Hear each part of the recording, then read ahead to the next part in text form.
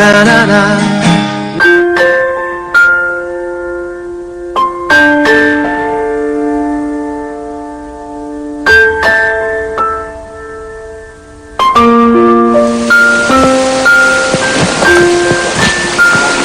Mak, kami permisi pada nyaran saya. Matahari baru saja menampakkan sinarnya. Usman dan Darusman sudah bersiap untuk pergi menyadap nira aren. Dengan berbekal bumbung atau tabung dari bambu serta sebilah golok, kedua kakak beradik ini pun segera beranjak meninggalkan rumah.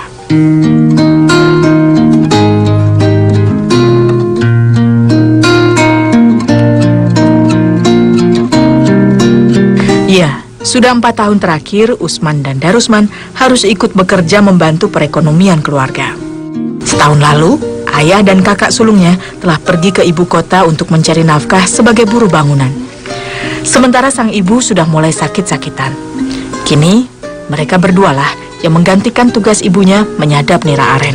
Abi karunya kasih emak, sok keringan wae, sok digawe berat. Sedih mah sedih, ningali rencangan, ulin, ayah abi mah henteu. Abi mah karunya kasih emak.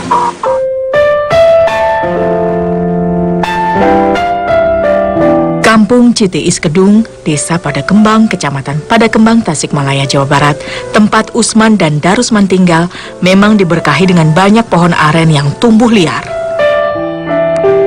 Pepohonan aren yang terletak tak jauh dari rumahnya inilah tempat mereka biasa menyadap nira. Tanpa membuang waktu, dengan sigap Usman pun segera menuju titik penyadapan nira. Selangkah demi selangkah, ia menaiki lubang di setiap buku-buku batang bambu. Ya, tangga sederhana inilah yang lazim digunakan untuk menaiki pohon aren. Jika tidak hati-hati, Usman bisa saja tergelincir dan jatuh menghempas tanah. Nira hanya dapat diperoleh dari pohon aren berusia minimal 5 tahun. Bunga yang disadap juga biasanya hanya bunga jantan. Sebab pada bunga betina, selain hasil niranya kurang memuaskan, proses penyadapannya juga membutuhkan waktu yang cukup lama, bisa mencapai 1 tahun. Bumbung bambu yang telah terisi nira harus segera diturunkan, sebab kualitasnya tidak bisa bertahan lama. Jika terlambat, nira pun akan berubah menjadi asam cuka dan tuak. Demi menghemat waktu, Darusman pun segera menyusul naik untuk menerima bumbung berisi nira dari sang kakak. Bukan hal mudah, dengan berat tubuhnya yang ditambah beban bumbung, batang bambu pun menjadi semakin goyah. Remaja 13 tahun ini harus benar-benar bisa menjaga keseimbangan agar ia tak jatuh dan nira dalam bumbung tidak tumpah.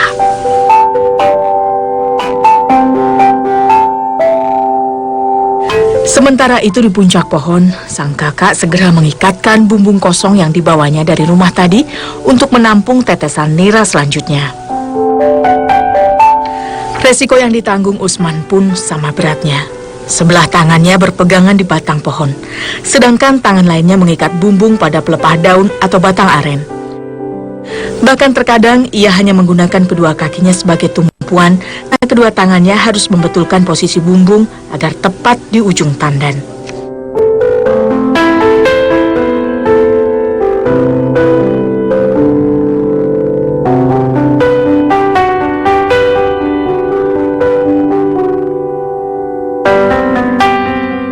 Demi beberapa liter nira, dua bersaudara ini rela bertaruh nyawa. Mereka sadar betul, tanpa kerja keras, keluarganya tak akan dapat bertahan hidup. Dengan saling bahu-membahu, mereka berharap perekonomian keluarga tercinta bisa sedikit terbantu. Lamun pas hujan, abi sering tigolosor, tina tangkal kaung, kahanap, kusabab hujan. Leur.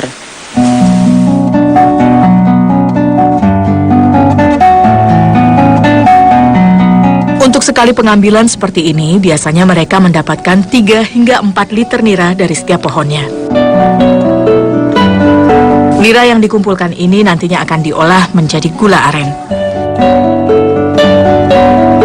Selepas menyadap nira, Usman dan Darusman masih harus mencari buah aren. Pohon aren yang disadap niranya tidak dapat berbuah. Karena itulah mereka harus berjalan agak jauh ke dalam hutan untuk mencari pohon aren lainnya. Hutan yang banyak ditumbuhi pohon aren ini adalah milik perhutani. Karena hanya berfungsi sebagai hutan lindung, maka warga sekitar pun diperbolehkan memanen buah arennya dengan bebas. Seperti biasa, Usman sang kakaklah yang bertugas naik ke atas pohon aren. Untuk mengambil buahnya, ia harus naik ke puncak pohon yang lebih tinggi daripada saat mengambil nira. Upami halaudo abi mah teu sieun naik cangkaleng teh kusabab teu aya hujan. Jadi teu leueur.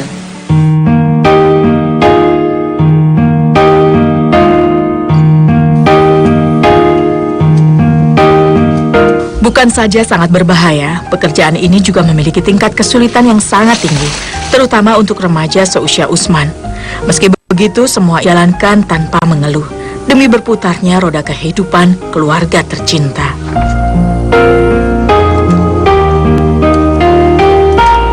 Selagi sang kakak beristirahat, Darusman lantas memilah-milah untayan buah aren. Hanya buah yang sudah setengah masak dan bertekstur kenyal saja yang ia ambil. Buah aren yang juga biasa disebut beluluk atau caruluk ini nantinya akan mereka olah menjadi kolang-kaling untuk kemudian dijual kembali.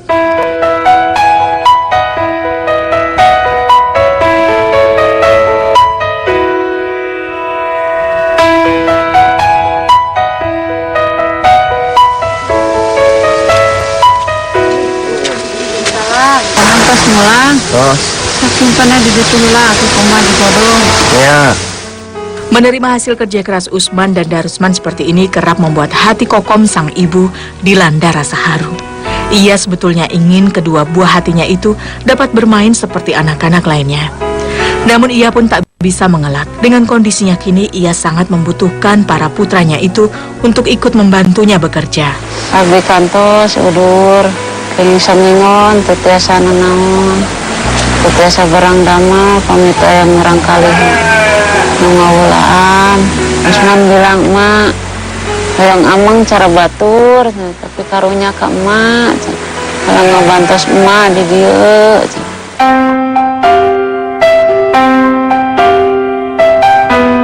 Kesadaran akan kehidupan keluarganya yang kian sulit membuat kedua kakak beradik ini enggan membuang waktunya sia-sia. Saat ini Usman duduk di bangku kelas 1 SMP, sementara sang adik Darusman di kelas 6 SD. Kebetulan hari ini sekolah sedang libur. Mereka pun segera bergegas mencari kayu bakar.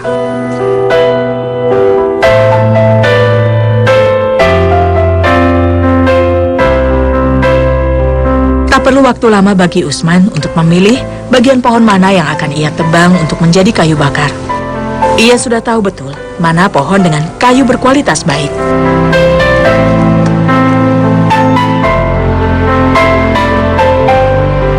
Saat sang kakak mengumpulkan kayu bakar, Darusman pun tak mau tinggal diam. Ia sibuk mencari pucuk-pucuk daun muda. Ya, dedaunan ini nantinya akan dijadikan pakan kambing dan domba pesanan para tetangga. Untuk pekerjaannya itu, Darusman biasa menerima upah Rp3.000. Tak seberapa memang, tapi lumayan untuk menambah penghasilannya hari ini.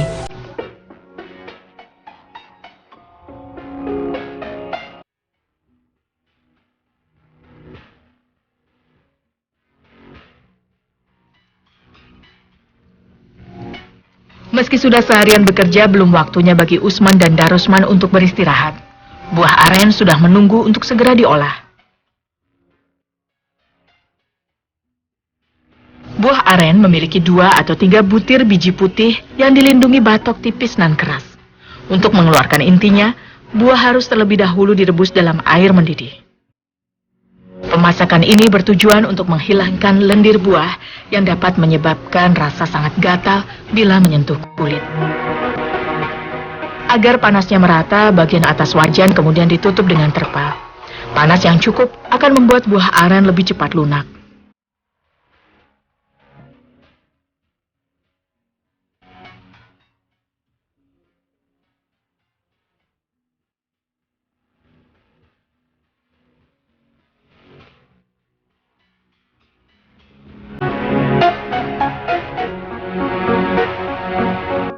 Kulit buah berubah warna menjadi hitam menandakan buah sudah siap dikupas.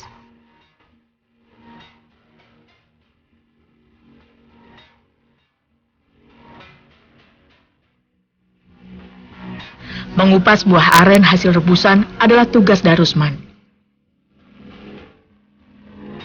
Dengan pisau tajamnya, ia begitu cekatan melepaskan biji kolang-kaling dari batoknya.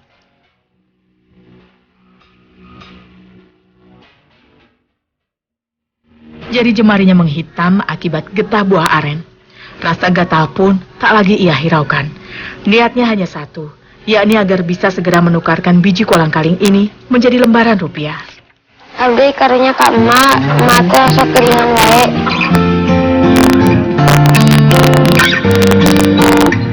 Biji kolang-kaling yang juga dikenal sebagai buah atap ini biasanya mereka jual ke bandar seharga Rp5.000 per rantang. Tak disangka, hari ini rezeki datang menghampiri. Ada tetangga datang membeli kolang-kaling. Yang meser sang kaleng, mak aya nu meser. Meser sabaraha, Di? Sabaraha sarantang mah? 5.000. Meser we sarantang.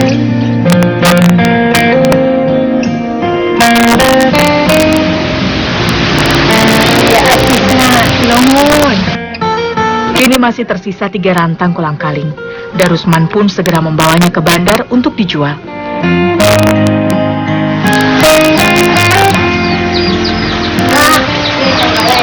Seharusnya kolang-kaling hasil perburuannya ini bisa dihargai Rp15.000. Namun karena banyak warga yang juga sedang memanen kolang-kaling, harganya pun menjadi lebih murah. 3 rantang kolang-kaling hanya dihargai Rp10.000 saja. Tapi tidak mengapa, yang penting hari ini ibunya masih bisa membeli sedikit beras.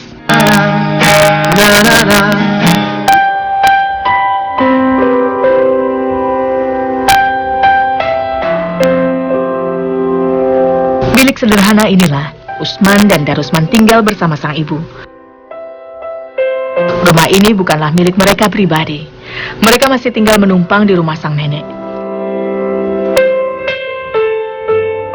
Karena keterbatasan keuangan, orang tua mereka sendiri tak pernah mampu untuk membangun rumah sendiri.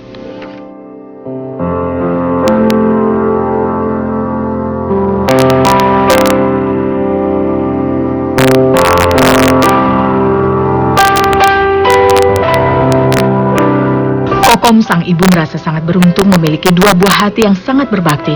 Penghasilan sang suami yang tak menentu tak pernah mampu mencukupi seluruh kebutuhan hidup mereka sehari-hari. Dengan memanfaatkan sumber daya alam yang berasal dari pohon aren inilah, ia mencoba mengais rezeki. Semoga usaha teh haditu ke Jakarta, karena bangunan teh para tangtos, kenging artos, henteu, ari pamaget mah para tangtos, kadang-kadang ada bulan, ada 3 bulan, rumah kenging milikna.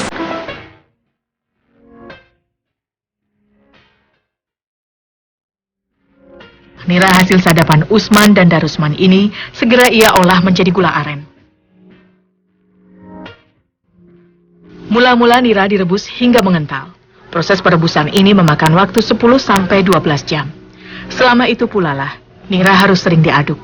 Hal ini bertujuan agar nira tak menggumpal dan matang merata.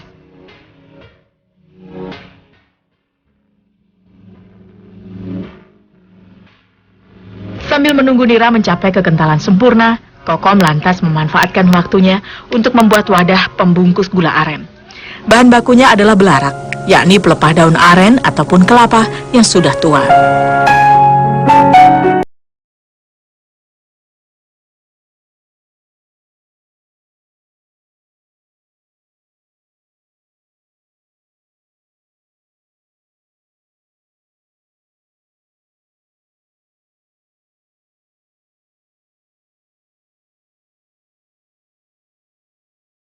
Dulu dari mulai menyadap nira hingga membuat gula aren, biasa Kokom lakukan seorang diri saja. Namun sejak 4 tahun lalu, tanpa sebab yang jelas, ia tiba-tiba saja seringkali mengalami sesak nafas. Namun karena tak ada biaya, ia tak pernah sanggup memeriksakan dirinya ke dokter.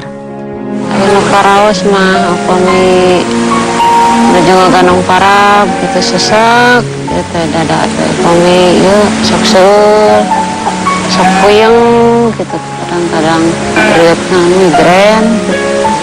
Cici dudam teh gitu gitu ngelanongan biasa we obat kampung minюhan cegula ngelutan cegula gitu gitu.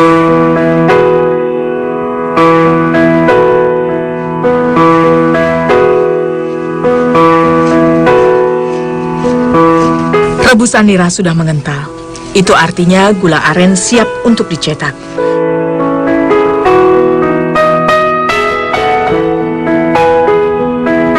Proses pencetakan juga harus dilakukan dengan cepat, selagi air gula masih panas.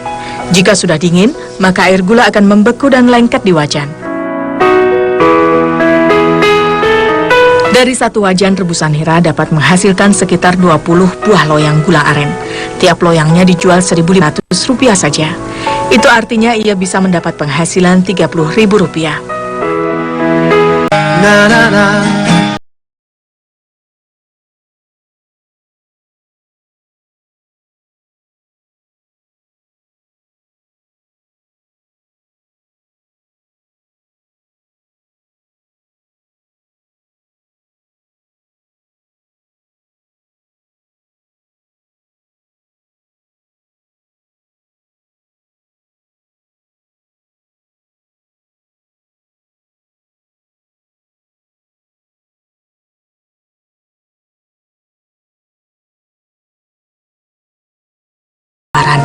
Pemikiran pemisalit mah kadang-kadang dical kurang kali Usman kadang-kadang kayak 15.000 kayak 10.000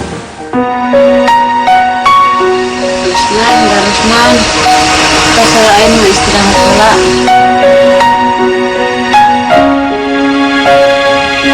Setelah dituang dalam cetakan, gula aren harus dibiarkan semalaman. Menuju marema pada boboran aya pangaosan apa biasa mah sehari-hari mirah gitu pangaosna kadang-kadang dicana ka dieu kudu meserna kadang-kadang dikintunkeun ka tonggok ka emak dicana ka canas ku emak.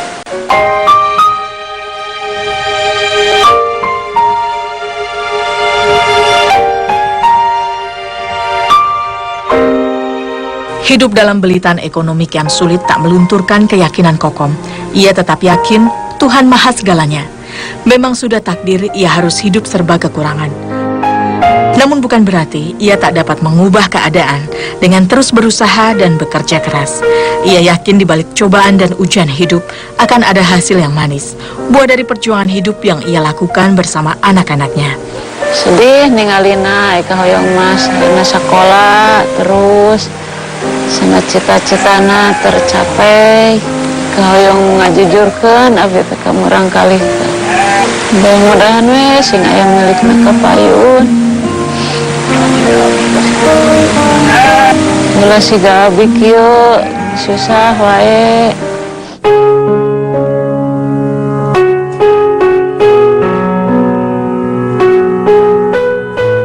Sementara bagi Usman dan Darusman, harapan mereka sangatlah sederhana, dapat terus bersekolah agar kelak dapat mewujudkan cita-cita.